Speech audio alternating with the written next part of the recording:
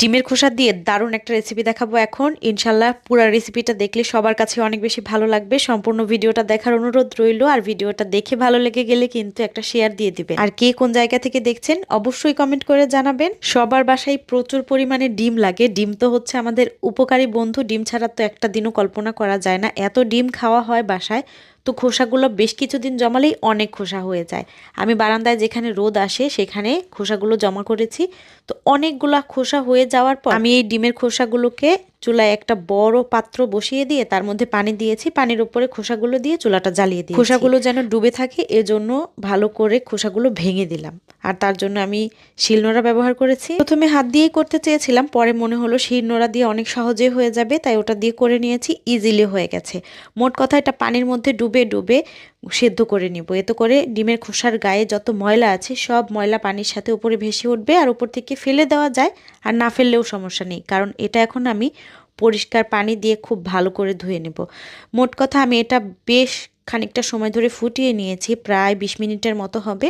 ভালো করে বলক উঠে যখন সব ময়লাগুলো ডিমের খোসার ভেসে উপরে উঠে এসেছে, তখন আমি এটা চুলা থেকে নামিয়ে একদম ট্যাপের পানি ছেড়ে তারপরে খুব ভালোভাবে নেড়ে চেড়ে ধুয়ে নিচ্ছি।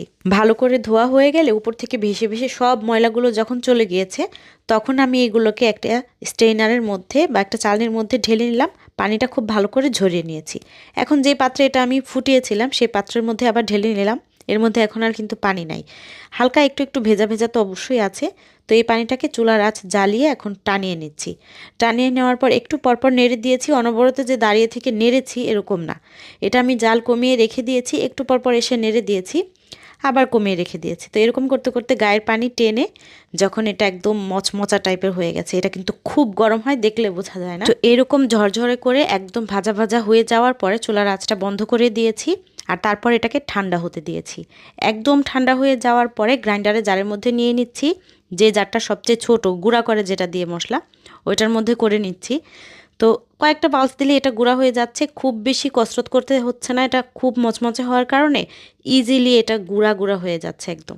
তো দেখলে যত কঠিন মনে হয় কাজটা অত কঠিন না। আমার এটা করতে মনে হয় 5 মিনিটও লাগে না। যাদের ঘরে ব্লেন্ডার বা গ্রাইন্ডার নাই তারা অবশ্যই এটা পাটায় বেটে নিতে পারবে, এতে করে পাটাটাও ধারালো হয়ে যাবে। এখন এই গুঁড়াটা চাইলে গাছের সার হিসাবে ব্যবহার করা যাবে, তবে আমি যেহেতু অন্য কাজে ব্যবহার করব তাই একটু চেলে নিচ্ছি। যদিও এটা গ্রাইন্ডারের মধ্যে গুঁড়া করার কারণে খুব ভালো গুঁড়া হয়েছে, একদমই কিন্তু মিহি হয়ে গেছে। তারপরেও হাতে যদি খোঁচা টোচা লাগে সেফটির জন্য আমি এটাকে খুব ভালো করে চেলে নিচ্ছি। সবগুলো ডিমের খোসা আমার গুঁড়া করে নেওয়ার পরে এর মধ্যে আমি আরেকটা জিনিস অ্যাড করছি, ভিম ডিশওয়াশ পাউডার। এই পাউডারটার ফ্লেভারটা অনেক সুন্দর, একদম ভিম লিকুইডের গ্রানটাই আসে, খুব ভালো লাগে। তবে ডিশওয়াশ পাউডার হাতের কাছে না থাকলে সার্ফ এক্সেল বা রিন পাউডার, যে কাপড় ধোয়ার সাবান আছে, গুঁড়া সাবান যেটা, ওই গুঁড়া সাবান ব্যবহার করেও কিন্তু এই কাজটা চালানো যাবে।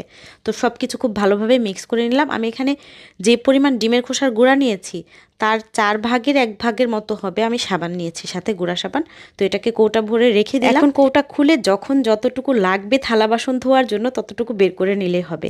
এটা দিয়ে খুব সুন্দর পরিষ্কার করে হাঁড়ি পাতিল মাজা যায়। ধারালো হওয়ার কারণে পাতিল খুব ভালো পরিষ্কার হয়, হাতেরও কোনো ক্ষতি হয় না। আর ডিশওয়াশ পাউডার খালারা যে এত পরিমাণ ব্যবহার করে, এটা দিলে কিন্তু অর্ধেক খরচ হবে। আজকে বিদায় নিচ্ছি, দেখা হবে ইনশাল্লাহ পরবর্তী ভিডিওতে। আসসালামু আলাইকুম।